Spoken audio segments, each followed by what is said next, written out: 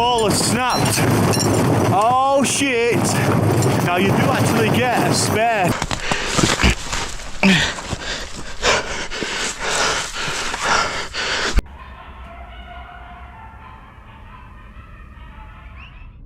Meet Bear, the creator behind the YouTube channel Exploring with Bear.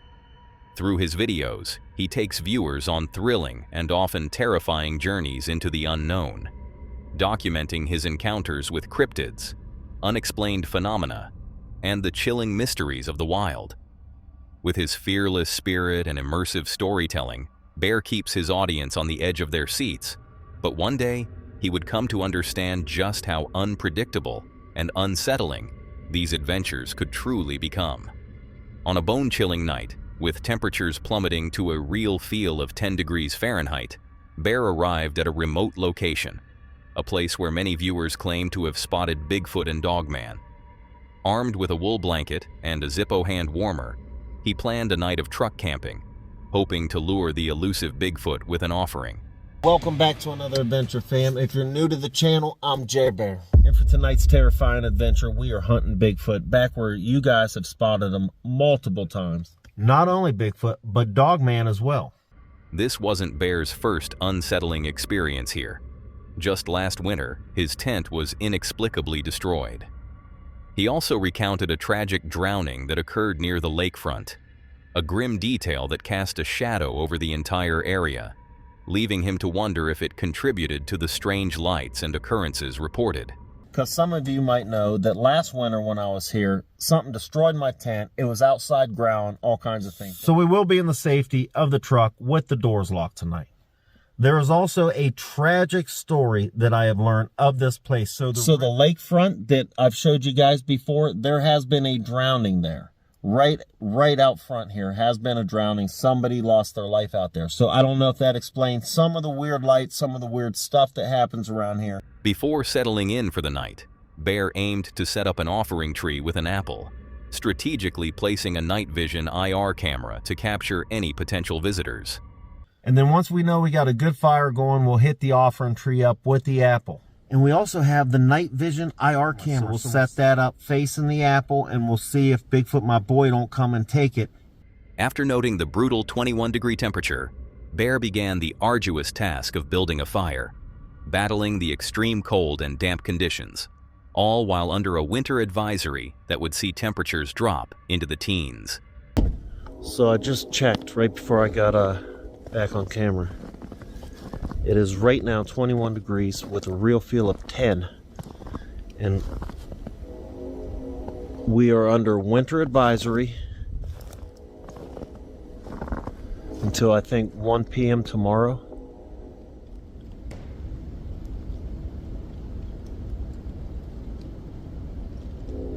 As the fire finally caught, casting flickering shadows, Bear prepared his offering and ventured deeper into the frigid woods toward the designated offering tree. It wasn't long before unsettling sounds began to pierce the quiet night. He distinctly heard what sounded like metal, possibly a gate, clanging in the distance, a sound that made no sense in such a secluded, gateless area. That sounded like metal.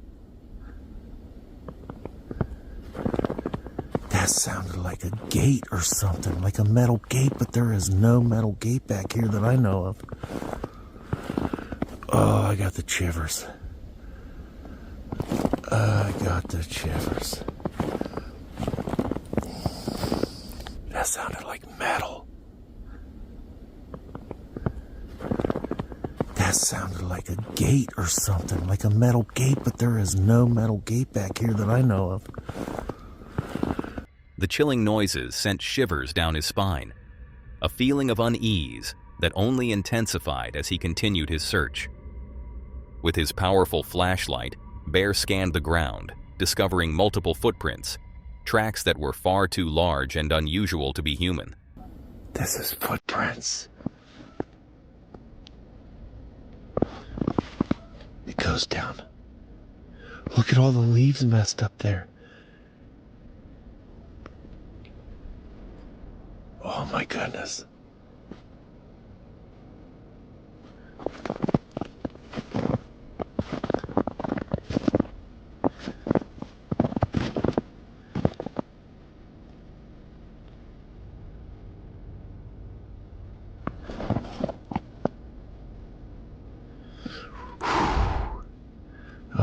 That's scaring me.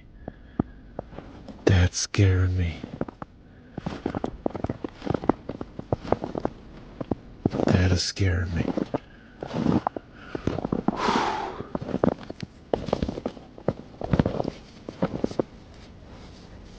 Man, my hands feel like they're gonna freaking fall off. All this is slippery. Oh man.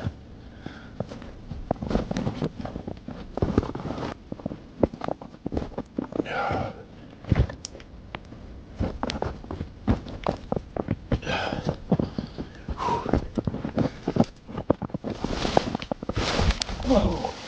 Oh man. I just went down. All freaking muddy. I just got all muddy.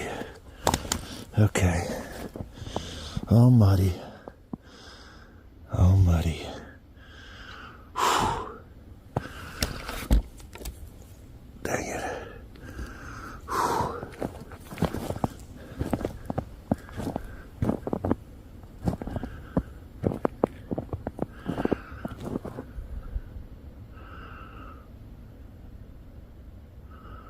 Whoop.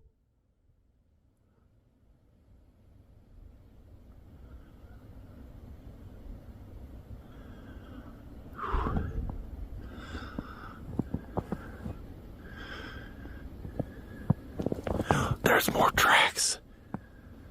There's more tracks.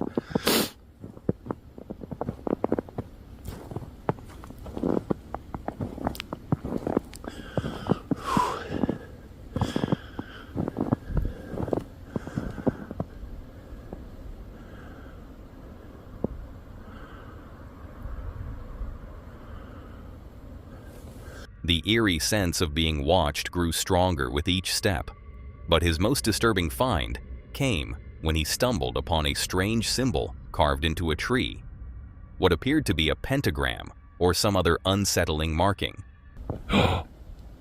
What is that, a big pentagram?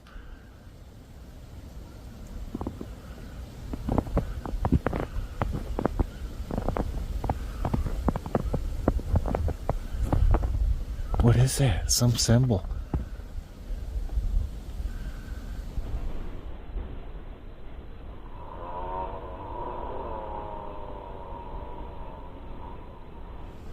I really don't want to track him no more. I don't want to know. Whatever it is, it can't be good. I've never had anything good happen. So, and that's some weird symbol there. I don't know, man. That's a little insane, fam. This discovery added a layer of dread to his expedition, suggesting something far more sinister than cryptids might be at play. Despite his mounting fear and the rapid depletion of his camera lights, Bear pushed on, determined to document these chilling occurrences. After placing the apple at the offering tree and setting up the IR camera, Bear retreated to the perceived safety of his truck, battling the intense cold and the emotional toll of his discoveries. He had to briefly start the car to warm up, his hands aching from the freezing temperatures and an earlier fall. And I did have to start the car and get the heat going just for a minute, because man, when I got in here I was so cold. When I fell, I had snow all over my hands too a couple times. Hands were hurting. So as he settled in, attempting to relax with some food, a sudden and violent bang reverberated from the back of his vehicle, sending a jolt of terror through him. Something just hit the back of the bed. Oh my goodness. Something just hit the back of the bed.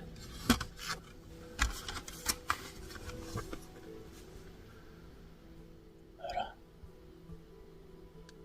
What could that have been? He peered into the darkness, but nothing was visible, leaving him to wonder what, or who, had caused the unsettling noise. Throughout the long, cold night, strange lights flickered in the distance, and, at 3 a.m., unexplained noises persisted, preventing him from getting any sleep. Just a bit ago, I thought I seen another weird light out there. Something crawling on me? Oh man, it's so much colder. But I was hearing some crazy stuff out there. Just as the night began to wane, around 4 a.m., Bear discovered a baffling and terrifying anomaly. The IR camera, which he had meticulously set up to record any activity at the offering tree, was no longer in its position. The IR camera's not even sitting up there.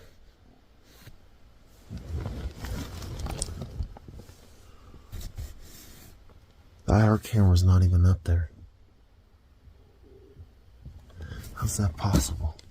This unexplained displacement of his equipment, combined with the relentless cold, the mysterious tracks, the ominous symbol, and the bang on his truck, sealed his decision. The woods felt far too dangerous, and the unseen entities far too bold. He immediately decided to start the truck and make a swift departure, seeking refuge from the chilling mysteries that plagued the forest. I'm gonna crawl up front. Man, it's freaking cold. I'm gonna crawl up front, get the truck started, and get it warmed up. And I'm probably gonna be pulling out of here in a bit. Like real soon. Bear's expedition into the freezing wilderness proved to be a harrowing ordeal, filled with unexplained noises, unsettling discoveries, and a constant sense of being watched. While he didn't capture Bigfoot on camera, the presence of mysterious tracks, the strange symbol on the tree, and the aggressive bang on his vehicle suggested something far more sinister than he could have imagined. The question of what truly caused the IR camera to fall remains unanswered, leaving an unsettling void in the mystery of that night. One thing is certain: the woods hold secrets far darker than their tranquil facade suggests, and Bear barely escaped their icy grip with his safety intact.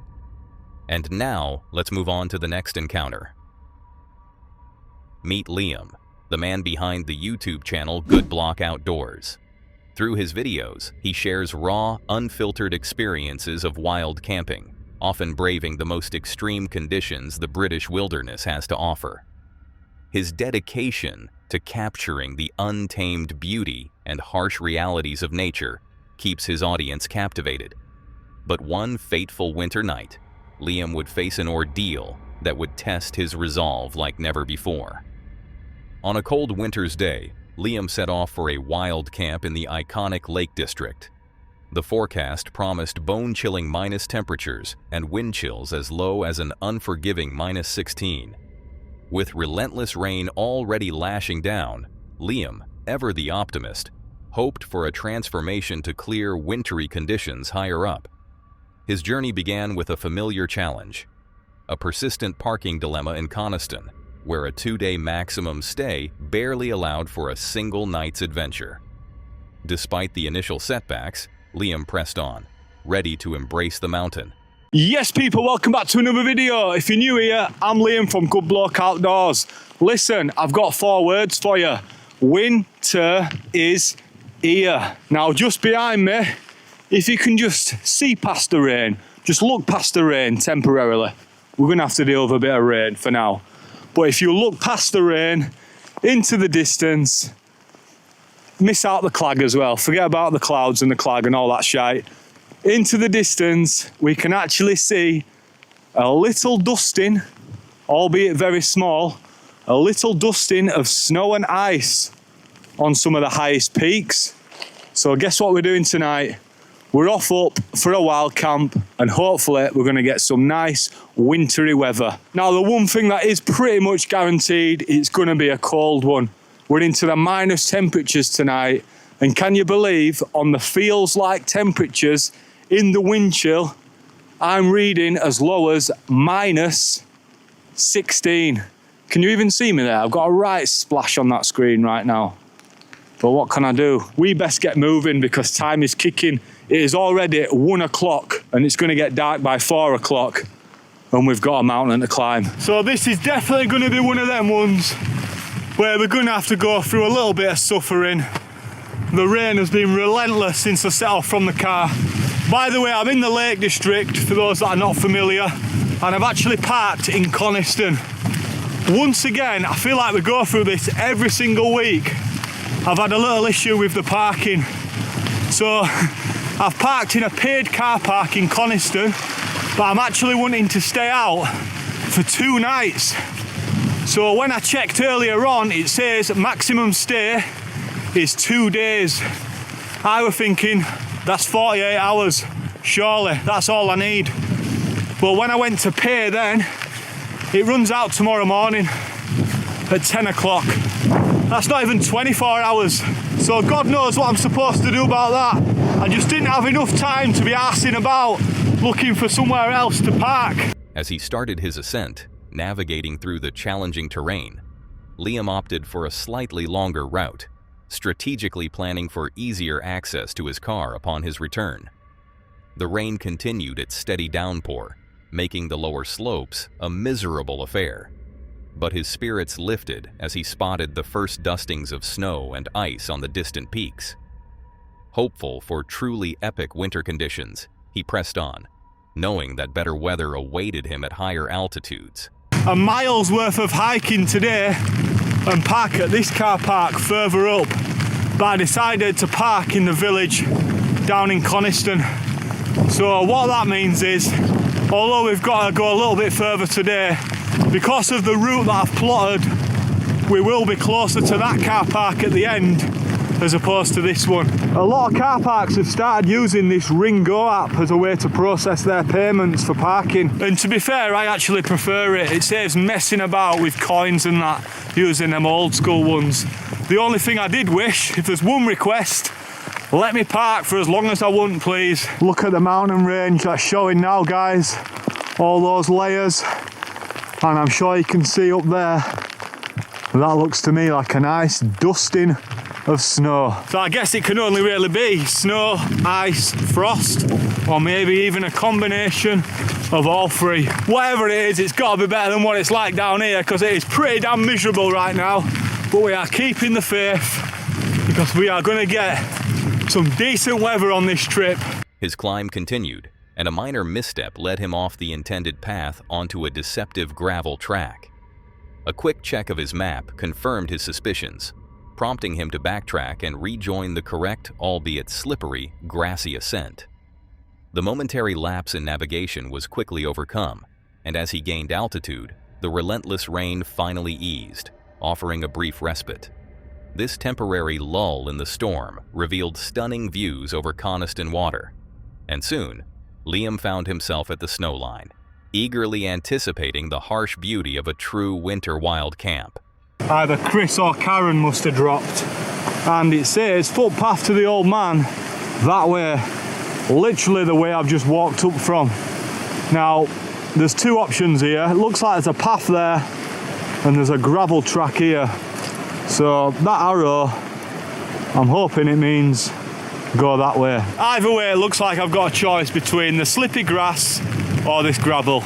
We're going the gravel. Now I think my watch is saying go up the grass, but I bet they'll meet in a second once we get further up. And it certainly looks like this is where the climb well and truly begins. So far it's been nice and easy going from where I parked, just a nice gradual path, working my way up.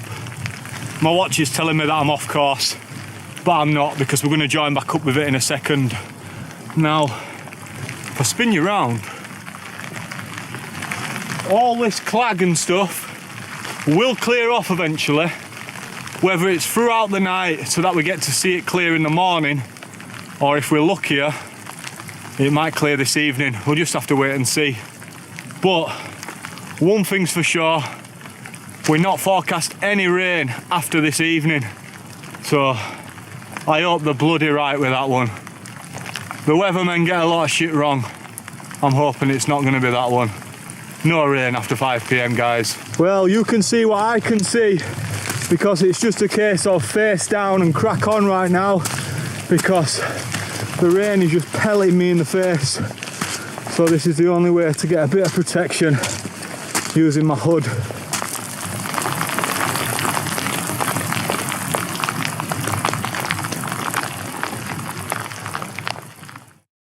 Yeah, I think I messed up, guys. I don't think I should be following this gravel track up. I've just looked on the map on my phone and it looks like it goes completely to the right hand side.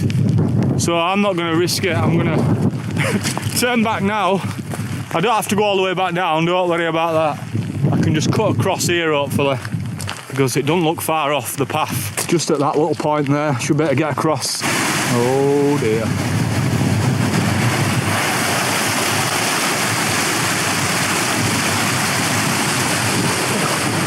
So we did go up that track there, and then I just got to that corner there and I thought it's going a little bit too far to the right for my liking, so I've just cut across here, and then this is the original path that my watch says go up. As you can see there, I just went mooching off to the right hand side. These are the best conditions we've had since I left the car. It's temporarily stopped raining, and you can just see the stunning views over Coniston water there. I remember walking along that on the Cumbria Way. Great little hike that. Oh my giddy uncle, look at those clouds sat just in between all those fells. That looks stunning, that. And I've also just noticed we've started getting to the frost. Well, that is pretty much snow, that. So we are reaching the snow line quite soon. The terrain grew increasingly challenging as Liam pushed towards the summit. What appeared to be a path often transformed into an icy stream, forcing careful traversals across snow-covered, treacherous ground. With less than a quarter mile remaining, the full force of winter asserted itself. Heavy snow enveloped the landscape, and thick clouds rolled in, reducing visibility. Yet, fueled by the promise of a warm drink and the sanctuary of his tent, Liam pressed on, his determination unwavering. As far as I'm aware, this isn't even supposed to be a stream. But this is what's happening to the paths out here in these conditions. Sometimes you just think you're on the path and you're just really not. Now we're going up there, and then it's only when you take a look back that I can see a path going across there. So I'm just going to traverse across this and then join back up with the path. Always a little bit dodgy when you've got to traverse across a bit of ground with some fresh snow on, because you can't see the little holes and cracks and stuff in the rock every time, so you've got to really make sure where each foot's going and just take your time.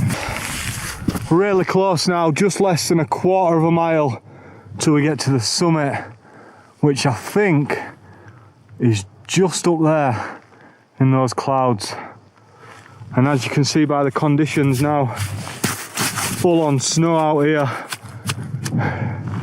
and that cloud is certainly rolling in. Yeah, let's keep going. I cannot wait to get in that tent now and get a nice warm drink on go.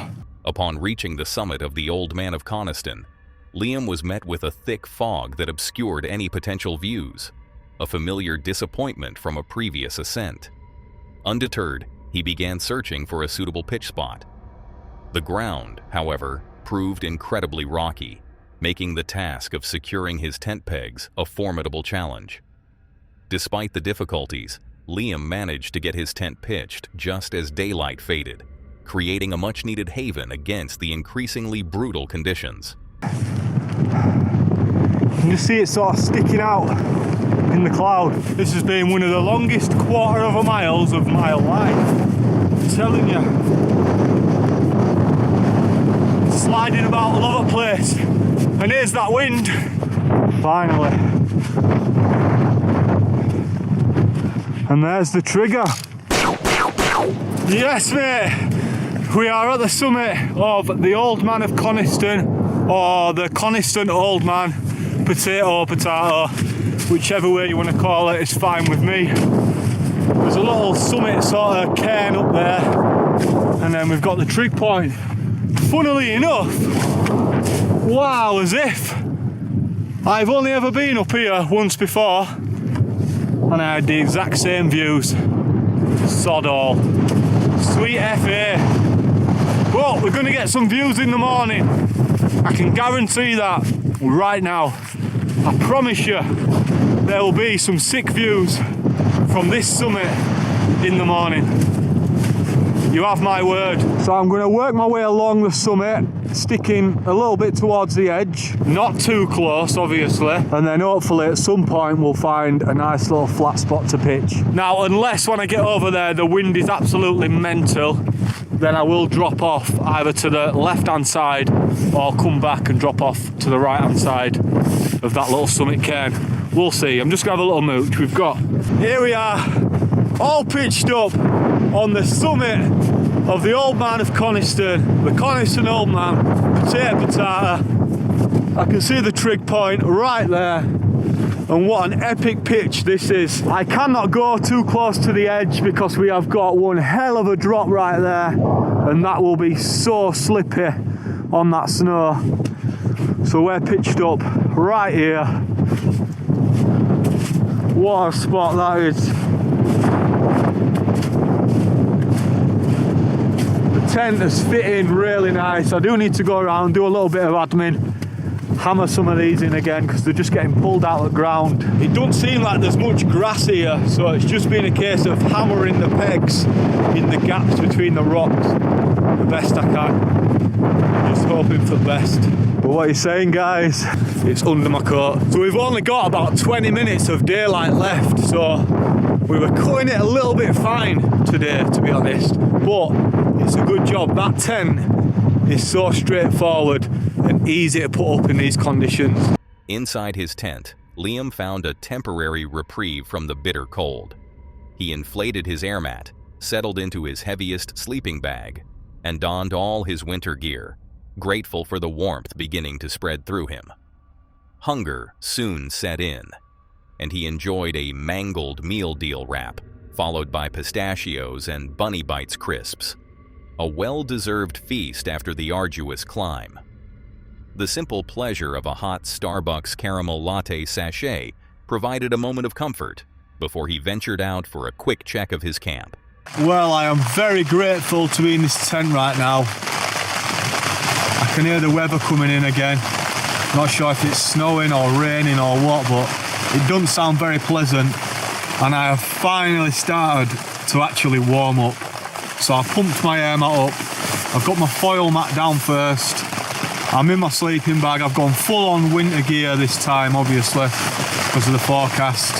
So I've got my heaviest sleeping bag, biggest down jacket, all that stuff. Even donning the full hat, the full wraparound piece. For starters, I grabbed a little meal deal from Tezza's before I set off. A meal deal that is now mangled. Look at the state of that. That's because I just had it in my chest pod, which isn't waterproof. So I've gone for, first time I've ever had this, and it sounds right up my street, Keka. Nacho cheesy chicken with jalapeno mayo. That, if I could pick a wrap, that is right up there for me. Didn't even know it existed until this morning, but here we are.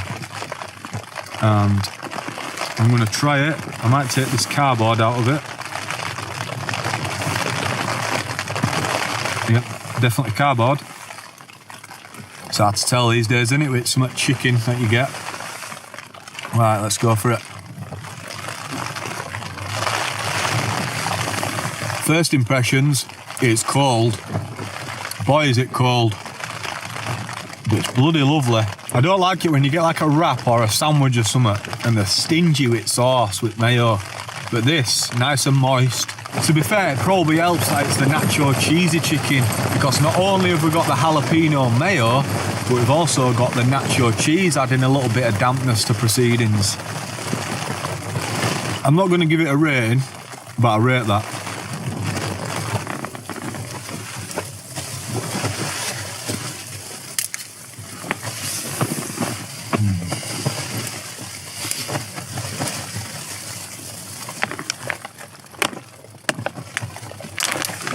First time I've ever had these without shells. And you pay more for privilege as well. But I just thought, just makes it a bit less messy, doesn't it?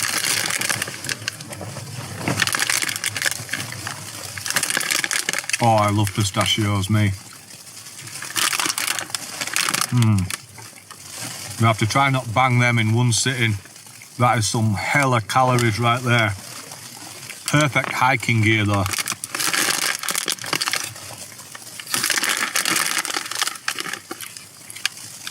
Just a nice handful is enough for me. So I got these from Tesco earlier as well.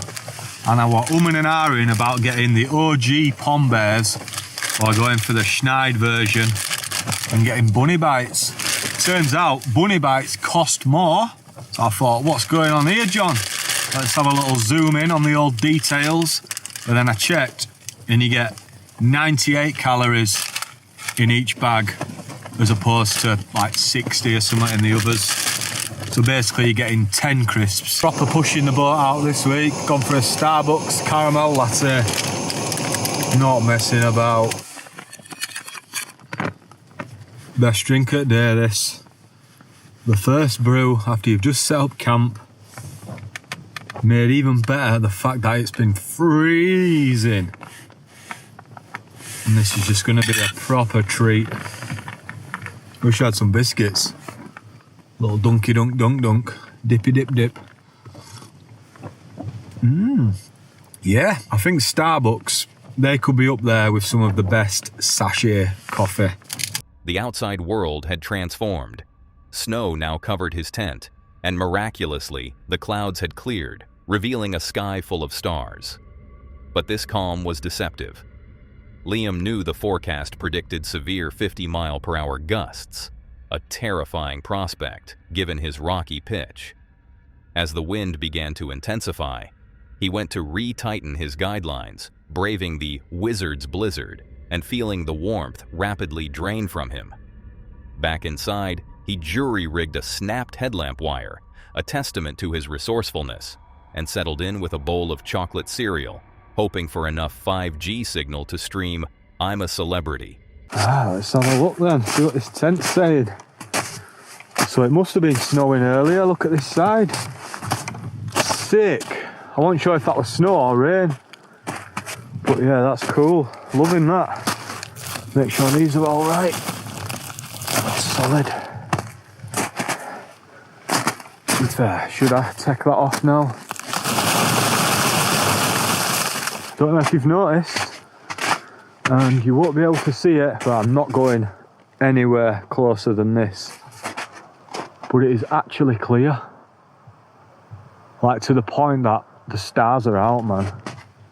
Guessing, is that Coniston down there? It must be. So the trig point and the summit is just up here.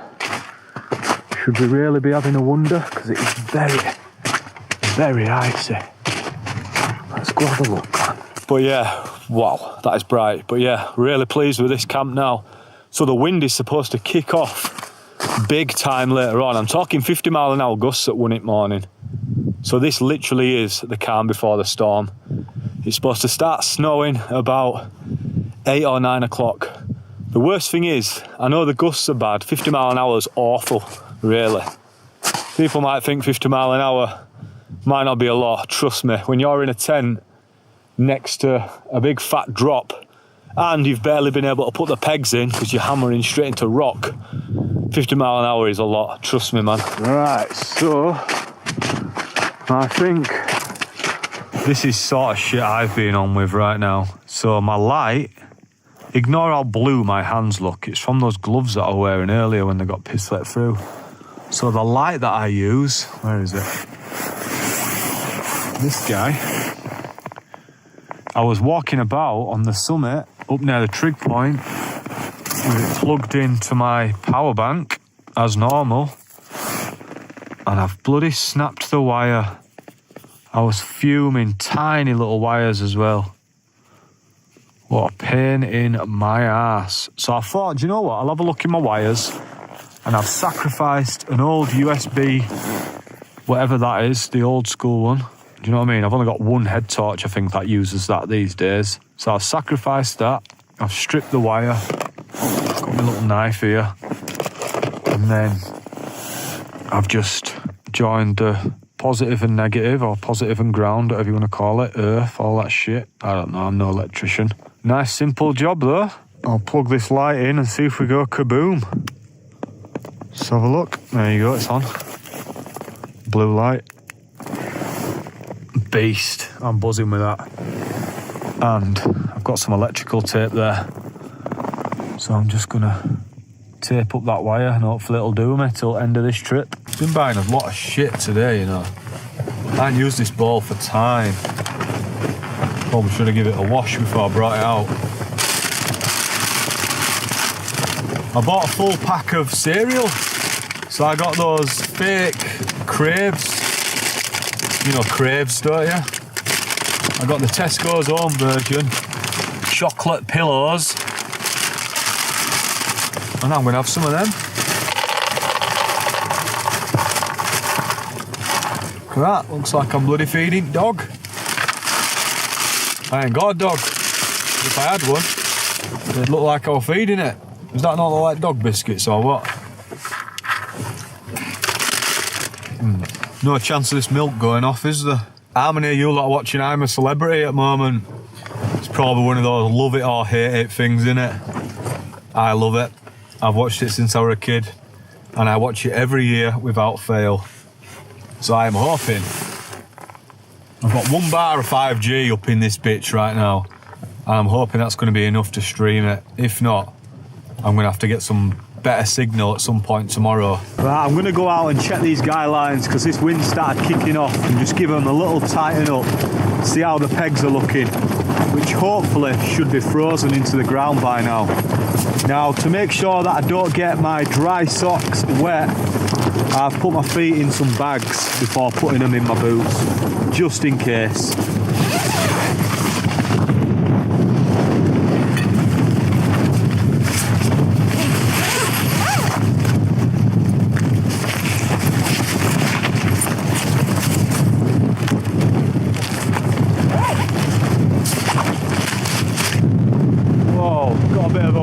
Blizzard going on out here. So first I'll check the pegs. They're going to be solid, so that's going to be frozen in. Then we can just adjust the guy lines a bit.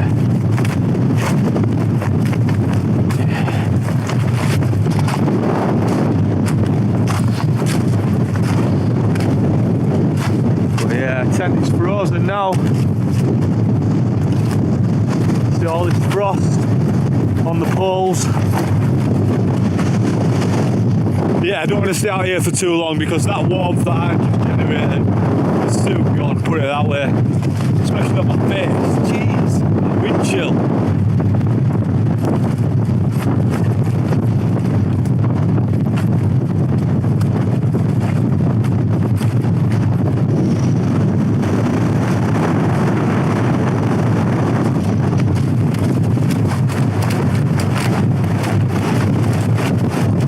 The relative calm was shattered. At approximately 4 a.m., a sudden, violent gust ripped through the camp, and with a sickening crack, one of the tent poles snapped. Panic threatened to set in as Liam faced the horrifying realization that his shelter was compromised, leaving him vulnerable to the extreme mountain conditions. He quickly assessed the damage, hoping the fabric hadn't ripped, and considered his options. This is not good. It is, what time are we on?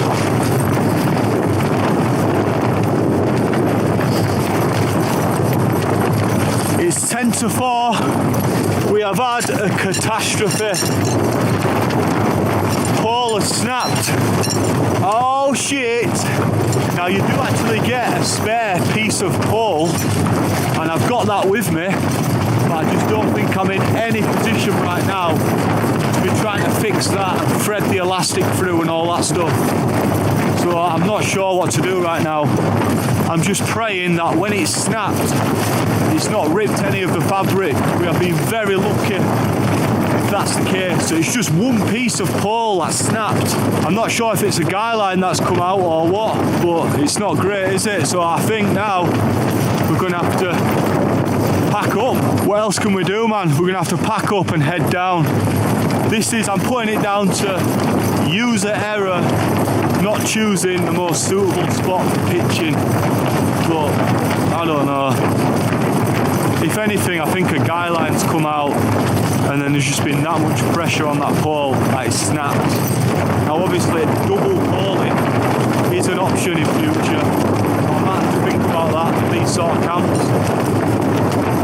But what the hell do I do now? I'm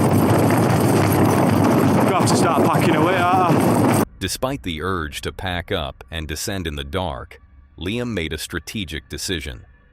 He would prepare everything else for an immediate departure, but hold out inside the damaged tent until the first signs of daylight.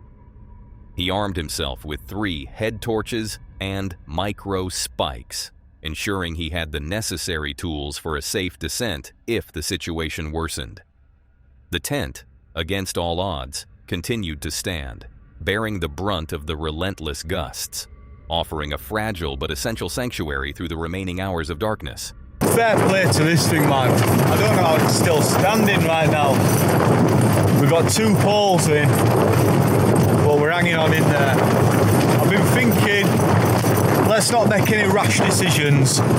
I'm gonna, unless another pole snaps, I'm gonna fully pack away so that I'm ready to go. Apart from, I'm gonna keep my sleeping bag here and this foil mat. And then as we start getting the first signs of any light out there, then I'm going to start packing the tent away. Obviously, if it gets damaged any further and it becomes apparent that it's not going to make it until we get the first light, then I will just have to pack down and set off down. I have got 1, 2, and 1 on charge, 3 head torches ready to go, plus this big filming light. So I've got enough light to get down there in the dark if I really have to, but because of how slippy it's going to be, I'd rather not, to be honest. I have got my micro spikes as well. I'm really glad I brought them because of all this ice. So we're all right. We're hanging on in there. Let's not make any rash decisions. End of the day, this tent is standing right now. I might even have a go at fixing that pole while I'm here because I've got a bit of time to kill once I've packed away everything anyway. But yeah, what an hectic situation. So much fun, and it probably shouldn't be fun, really. Well, I've managed to hang on in there until 7 o'clock, as has the Illiberg. I can't believe it's still standing with these 2 poles, because these gusts have been insane. The full tent has been pressing fully down flat on top of me. I've just been hanging on in there.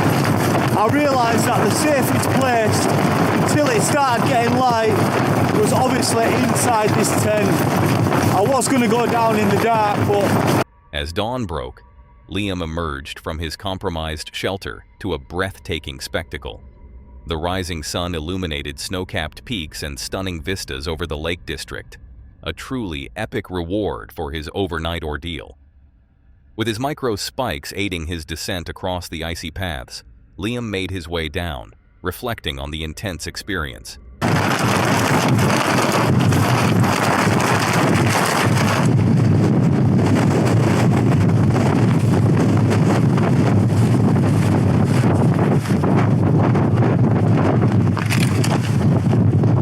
Wow, stunning scenes over there, man.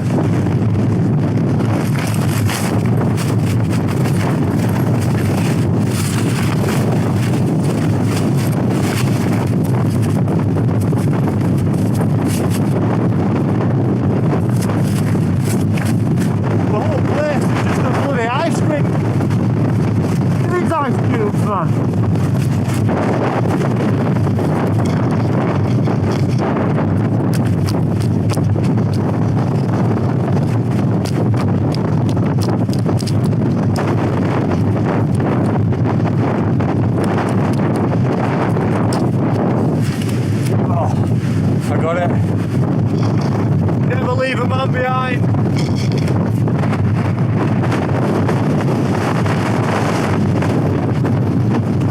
So I've got my spikes on. Should help with the ice.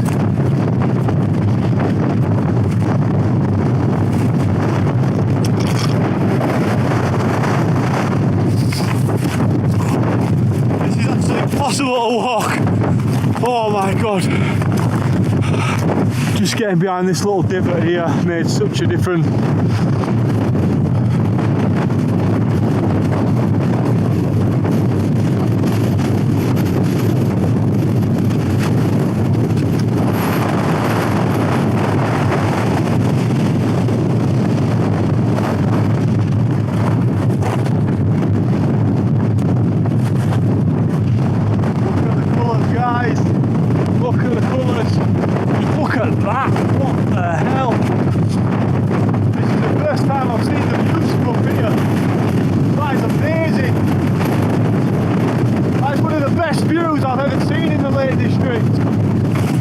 Actually hear any of that, but what I'm saying is that is up there with one of the best views I've ever seen in Lake District, especially because of all this snow. Though he hadn't slept a minute, the adventure had been a profound test of resilience. He recounted losing his favorite hoodie in Iceland, a tale that added a touch of personal misfortune to his extreme camping trip. The Met Office forecast, he noted, had drastically underestimated the wind speeds, which were at least double what was predicted, making his survival even more remarkable. Upon returning to his car, Liam was greeted by the sight of an abandoned Panda with a new battery, a strange postscript to an unforgettable journey. So you remember a few weeks ago, it's probably well over a month ago, I asked you what the difference was with this Senchi hoodie. And yeah, people got it right. It's the black trim. It's now got a black trim. So a few of you said it used to be yellow. Have you dyed it? No, I've not dyed it. I always had a red one. So this is actually a replacement of the original red one. And guess what happened to the original one? I left it in Iceland. I was absolutely wounded when I realised. So to cut a long story short, basically when I were in Iceland a few months ago doing those trails, to get back from the end of the second trail, I had to get a bus or a coach. Halfway on the journey, and he says, right, we're actually waiting here for 4 hours. I'm thinking, you what? 4 hours? And he said, but I'm taking the coach somewhere else. Wow! I'm taking the coach to pick some other people up and then we'll meet you back here. So if there's any luggage you need for the next 4 hours, take it with you. So I thought, right, I best grab a jumper. So I grabbed this Senchi hoodie out of my bag and then I was sat in a cafe having something to eat. I didn't even put the hoodie on because I wasn't actually cold. I just thought I better grab it just in case. And then I can only presume that I've just set off from the cafe and just left the hoodie there. Absolutely wounded. When I realised, I was fuming because you can't buy these Senchis. They just do random drops every now and then, and there's never any red ones. There's not been any red ones for well over a year available. So I jumped on old eBay and I actually found one, and it was brand new. Someone were actually selling it. They'd bought it and it didn't fit them, from America. So I managed to get a replacement and I actually preferred it with the black trim, although it is a medium. I am more than happy with the camp. Well, I don't know about more than happy.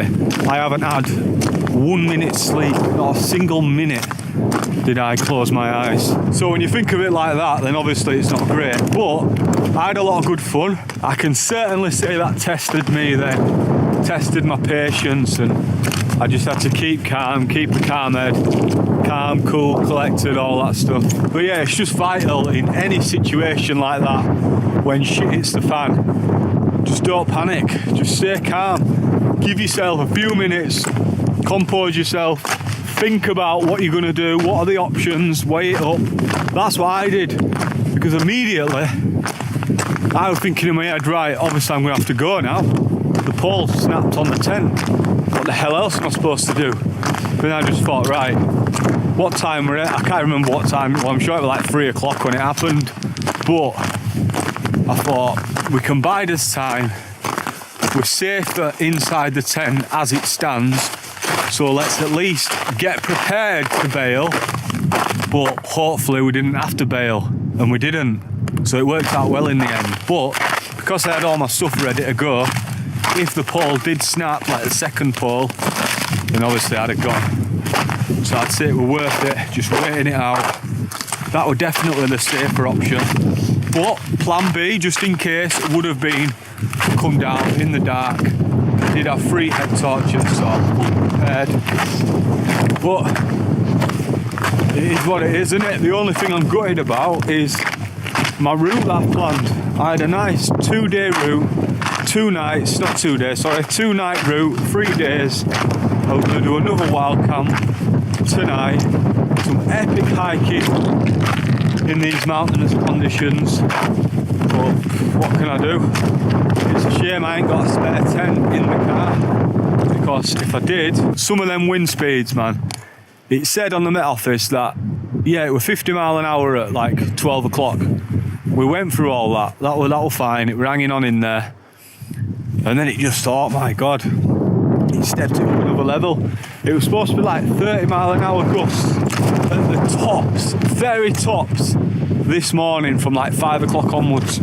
Mate, when I got out of that tent, I couldn't stand up. It was blowing me all over the place. I was sliding about. And then I would try to put my bag on, that was taking me ages because wind was just pushing me with weight when I was top heavy and that. So the forecast 100% got that wrong. Like, I'd say it was double what they predicted. The 30 that was supposed to be 30 was probably kicking on 60. Either way, that went next level, that you know. Not sure how far to keep walking in these spikes. There's no chance you're getting up there, son. Ooh. Have we got a stolen motor, I wonder? With a brand new battery, that. Strange. When was that festival? The experience, though harrowing, reinforced the vital lesson of staying calm and collected when shit hits the fan. His quick thinking and preparedness prevented a potentially disastrous situation from escalating. Liam, exhausted but triumphant, looked forward to a well-deserved rest, having conquered the unforgiving winter mountain and emerged with an incredible story to tell. Now, it must be new, this thing, because it wasn't here last time I came to Coniston. Looks like I'm the only person bloody using it as well. Only me parked up. I know I often say it's good to be back at the whip and all that. I'll just plonk you down there a minute. We've been through a lot. But yeah, this time, I really mean it. It is so good to be back at the whip. Now let's move on to the next encounter. The Outdoor Influencer channel takes viewers on exciting journeys, exploring various outdoor activities, from camping and hiking to magnet fishing. Their passion for uncovering the hidden and forgotten draws audiences in. But one particular expedition would reveal just how unpredictable and alarming these adventures could truly become. On a seemingly ordinary day, the team from Outdoor Influencer embarked on a magnet fishing trip in a location south of Chicago Heights, Illinois. Joined by their friend JJ, they were armed with powerful magnets, eager to see what forgotten relics the water might yield. All right, Danny, we're at a brand new location. Where are we at today? We're Chicago Heights, south of it, because we are too scared to go to the main Chicago Heights because it's very dangerous and it's in Illinois and you should not go there. And we're also here today with my friend JJ. He's gonna be magnet fishing with us today. What magnet are you gonna be using today? This is a 360. All right, guys, you look down here, there's trash everywhere. This place is really littered. That's gonna tell us this place is probably a big dumping ground. The area was heavily littered, suggesting it had long been a dumping ground, a sign that foreshadowed the incredible and unsettling discoveries that lay ahead. Their initial pulls brought forth a collection of various items, pieces of angle iron, old saw blades, and even a vintage pair of fingernail clippers. All right, Danny's just got down here. He said he's already feeling something. What'd you find over here, Danny? Got a piece of angle iron. Hey, you sure did. Heck yeah. And JJ's already found something on the 360. Looks to be some type of a saw blade. All right, guys, I thought I felt a click. I got something on it. Look at that. Old pair of fingernail clippers. All right, JJ's found some more saw blades and shotgun shell. All right, Danny, how many is that? Like 5 or 6 of them. That's like a lot. It's at least 6 now. Soon, shotgun shells began to surface, appearing with alarming frequency, hinting at a more deliberate past for the dumping site. Amidst the discarded metal, a surprising find momentarily diverted their attention. A live catfish caught in a cast net, quickly released back into the murky depths.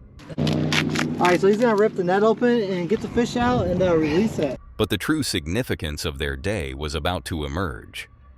With another pull, the magnet latched onto something far more concerning. A Smith & Wesson pistol, complete with a laser scope, emerged from the water. The shock of the discovery was palpable. A real firearm, pulled from the depths.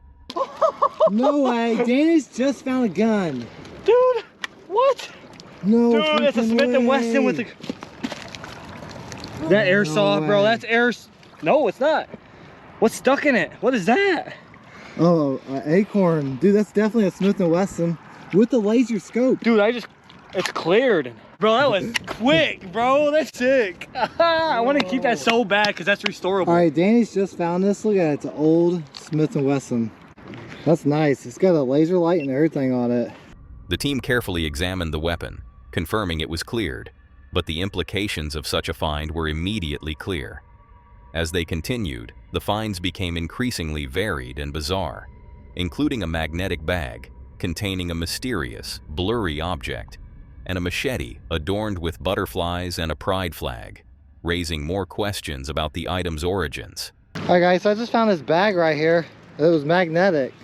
What the heck? Dude, it's like, is this jewelry?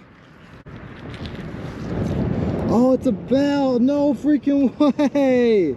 I gotta blur this thing out, guys, unfortunately. But this is so weird. I can't believe I found it. I gotta definitely blur it out. All right, JJ's just found another shotgun shell. Check that out. We've already found about 15, 20 of these already today between everybody. All right, Danny's just found something cool over here. What did you just find?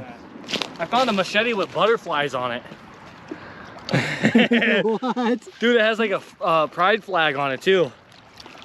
Even a car boot, sealed in a bag, made an appearance, showcasing the sheer range of discarded objects in this forgotten waterway. All right, JJ's just found a bag over there. We're gonna run over there and see what it is. What did you find over here in the bag?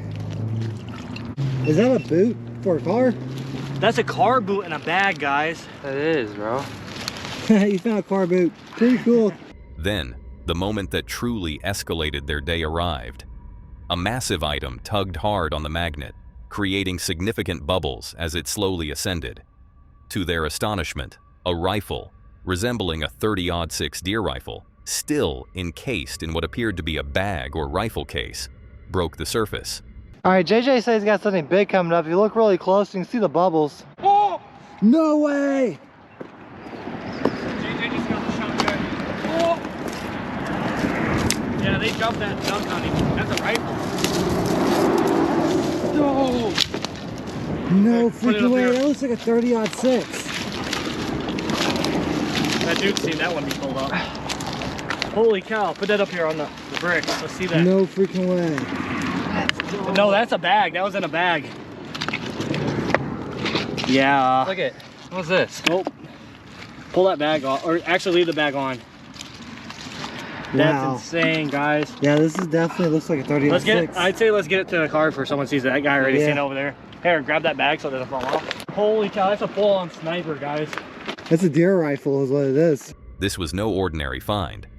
A second firearm, and one of such significant size, transformed their recreational outing into an unforeseen encounter with serious implications. Recognizing the gravity of their discoveries, especially two firearms, the team made the immediate decision to contact the authorities, intending to hand over the weapons and ensure they were handled properly. And there's Danny's Smith & Wesson. What we're going to do is put them back in there. We're going to do some more magnet fishing, see what else we can find, then we're going to call the police. Upon the police's arrival, the team laid out their astonishing collection. The Smith & Wesson pistol and the powerful deer rifle, along with other curious items like the car boot and machete. The officers carefully examined the firearms, attempting to locate and record serial numbers, confirming their status and ensuring they were cleared. Smith & Wesson, and then we have no clue what type of hunting rifle. 45 Y'all found this? Too? Yeah, that I don't know if you want it. I don't want to take it to the scrapper. I was gonna ask if you guys can give us a report number so we can scrap it. That's normally what they do with like stolen motorcycle frames. But yeah, we go around full time doing this, and this is the cool stuff we found today. You guys tend to find like this? Sometimes. Sometimes. Where did y'all find this at? Right here off the shore. Right on the rock. On our trails? Yeah, no, in the water with a magnet. It's called magnet fishing on a rope. You got a big magnet in the bucket, and you just throw it on a rope and pull it in and pull all the scrap. They found it in the water. In the water. In the yeah. water? Yeah. Right off the shore, probably 4 feet. I imagine they couldn't throw it as far if they wanted. 40VE. Serial number is H. Henry, F. Frank, C. Charles, 9689. Temper, can be advised, they found these weapons in the water, so we're still trying to find this. Handgun come back to anything? No, it was clear. Really? 5319, I got a call holding in 44C for motor assistance in the area of Archer and Woodland. Archer and Woodland. There is a vehicle in a ditch, and the complainant thinks the subject's inside or intoxicated. It is a Ford. Looks like one male's barely standing, another one's like a shovel out.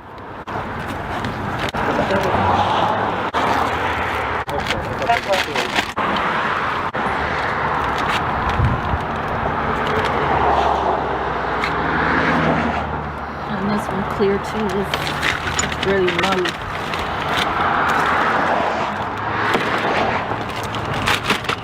The officers also decided to take possession of the car boot and machete.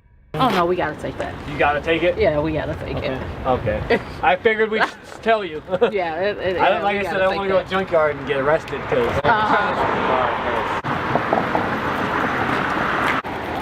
You took this heavy thing. You guys don't need a machete? Yeah, we gonna take it. You got it? You want to? The questions lingered. Who had discarded these weapons? Why were they dumped in such a remote waterway? While the exact stories behind these objects may never be known, the outdoor influencer team ensured they wouldn't remain lost dangers beneath the surface. The depths of our waterways hold more than just discarded trash. Sometimes they conceal dangerous secrets and unsettling remnants of unknown pasts. The outdoor influencer team's dedication to responsible outdoor exploration led to a truly extraordinary day, transforming a simple fishing trip into a crucial act of civic duty. Their sharp instincts and commitment to safety ensured that these potentially harmful items were removed from public access. One thing's for sure, what they pulled from the water will leave a lasting impression on their viewers, and on them. And I can't blame them, as I also can't blame the people in the next video, captured by an anonymous account. Thoroughly Baker, that has since haunted those who watched it. What starts as a harmless group adventure into the forest quickly turns into a terrifying experience, leaving more questions than answers. It all began innocently enough, a group of friends on a nighttime adventure in the woods. With nothing but the glow of their flashlights cutting through the darkness, they were ready to enjoy the thrill of exploring the forest under the cover of night. But as the video began, it was clear that something was amiss. The peaceful atmosphere quickly took a dark turn when they started hearing sounds that didn't belong.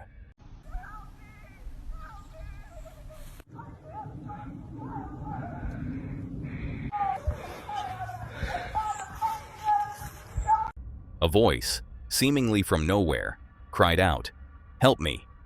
It was a haunting, desperate plea that echoed through the trees, sending a wave of panic through the group. Before they could even fully react, more screams followed, louder and more frantic. But the next set of screams wasn't the sound of someone in distress. It was a bizarre, incoherent wail, a noise that made no sense. The friends, now terrified, tried to make sense of it, but nothing in the forest seemed to fit what they were hearing. Just as the situation reached its peak, the video abruptly ended. The screams were cut off, and the group's fate remained a mystery. What happened after that? Did they manage to escape the forest unharmed, or did the nightmare continue? The lack of resolution left viewers with more questions than answers, and the terrifying screams still echo in the minds of those who witnessed the video. What truly happened that night remains unknown. Was it a prank? A well-timed hoax designed to unsettle viewers? Or was there something far darker at play in those woods? The video's mysterious nature and the strange screams continue to haunt anyone who has seen it. There has been no further explanation, and the identity of Theralee Baker remains a secret. Could the screams have been the product of some hidden terror, or was it something more supernatural? Whatever it might be, it will remain a mystery. And what also will remain a mystery is what happens in this next terrifying encounter. The video begins innocently enough. Inside a camping tent, the camera shows the view of a sleeping camper, the quiet of the night surrounding him. The peaceful atmosphere gives no indication of the terror that's about to unfold. As the camera shakes, the sound of the camper stirring from his sleep becomes audible. As the camper slowly gains awareness, an eerie shadow moves just outside the tent. The shape is dark and unsettling, almost too big to belong to any typical forest animal. The shadow moves closer, and the camper's eyes widen as he watches in stunned silence. The camera captures the silhouette of something large and ominous approaching the camp. Oh, no way. I'm definitely sleeping in the car tonight. As the shadow draws near, the camera's focus sharpens, revealing the creature in full. The camper's worst fear becomes a reality. It's a mountain lion. The predator is dangerously close. The tension builds as the camper quietly watches the mountain lion pacing, sizing up the camp. There's no doubt now. This is not just a wild animal. It's a predator with potentially deadly intentions. The video abruptly ends. No warning, no further footage. The screen goes dark, leaving viewers on the edge of their seats. What happened next? Did the camper manage to survive this close encounter with one of nature's most dangerous predators? Was he able to escape, or did the mountain lion get too close for comfort? The video ends, and the answers remain a mystery. To this day, the fate of the camper is unknown. Was it all a clever prank designed to unsettle viewers? Or was this a genuine moment of terror, caught on camera in real time? The lack of any follow-up or resolution to the video has left people questioning everything. And the same goes for what happens in the next encounter. Through the YouTube channel Geechee Uncharted, the creator takes viewers on raw, unfiltered explorations into forgotten and dangerous places. With a focus on the history and mystery hidden within these lost locations, Geechee Uncharted brings a unique perspective to urban exploration, often pushing the boundaries of what's safe. But on this particular day, the creator would come to understand the true meaning of unpredictability and how terrifying these adventures can truly become. Setting out on what promised to be another intriguing exploration, the creator of Geechee Uncharted had a clear, albeit risky objective: to locate a lost World War II bunker. Despite knowing they would be trespassing on private property, the lure of uncovering a piece of history was too strong to resist. Armed with only a camera and a sense of adventure, they began their trek into the wilderness, fully aware of the inherent dangers. I'm going to trespass on private property. My purpose here is that I'm going to find a lost World War II bunker. As the journey unfolded, the creator observed a heavily used logging road, suggesting that other people were actively frequenting the area, adding a layer of unease to the already remote location. The landscape itself felt like a desolate battlefield, with the terrain resembling the trenches of the Great War, further amplifying the sense of isolation and foreboding. It's definitely being used. It's raining a little bit. I've been following this logging road for a while, and I've got a while more. Up there is where the bunker is. Suddenly, the unsettling sound of an approaching vehicle shattered the silence. A wave of panic washed over the creator as they scrambled to hide, fearing they had been caught trespassing. The vehicle passed, and a brief moment of relief set in, only to be replaced by a chilling realization. The vehicle was turning around. It was a close call, and the encounter left the creator rattled, intensifying the urgency to continue their search before another interruption. Oh shit. Yeah, that's close. Fuck, someone's coming. Holy shit. It's him.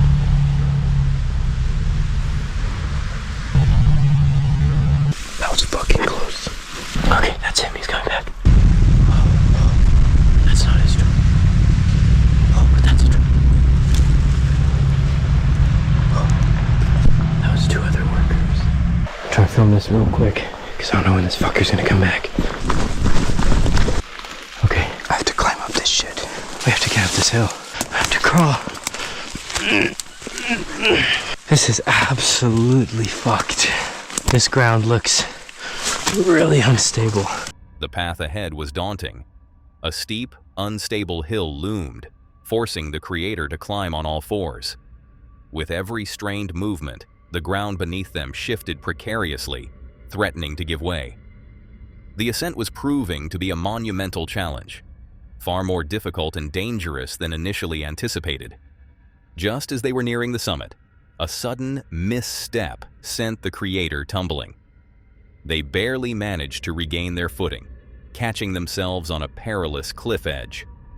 The brush with death was immediate and visceral, leaving them shaken and with a deep cramp in their shoulder. Bleeding and disoriented, the harsh reality of their situation set in.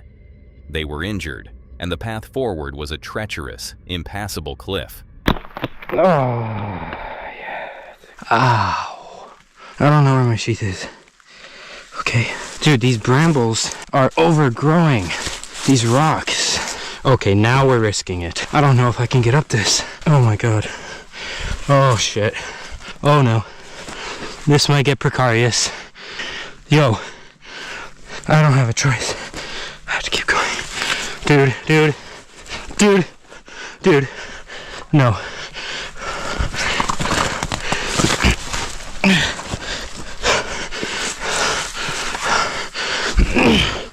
No.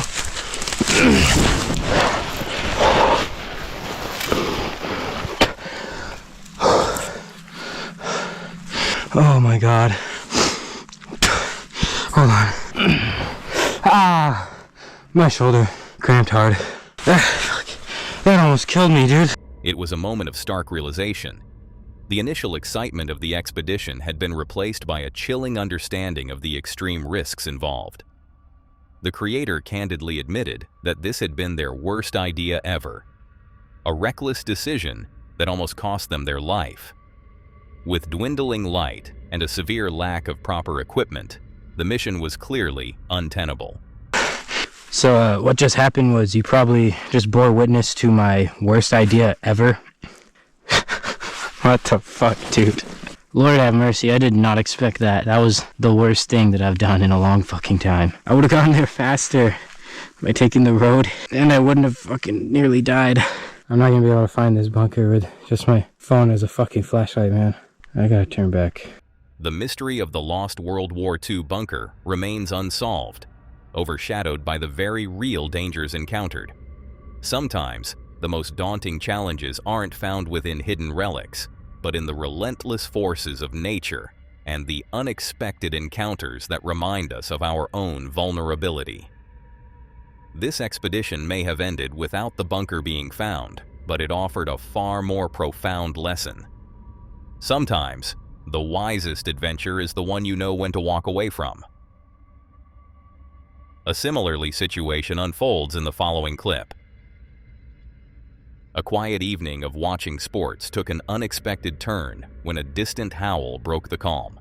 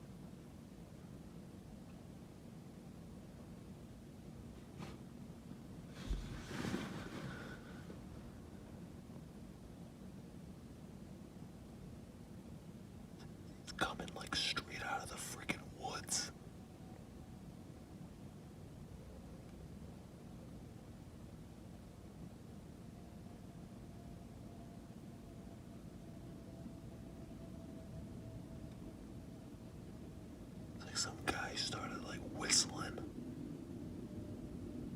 And then like it all stopped. At least that's what it sounded like.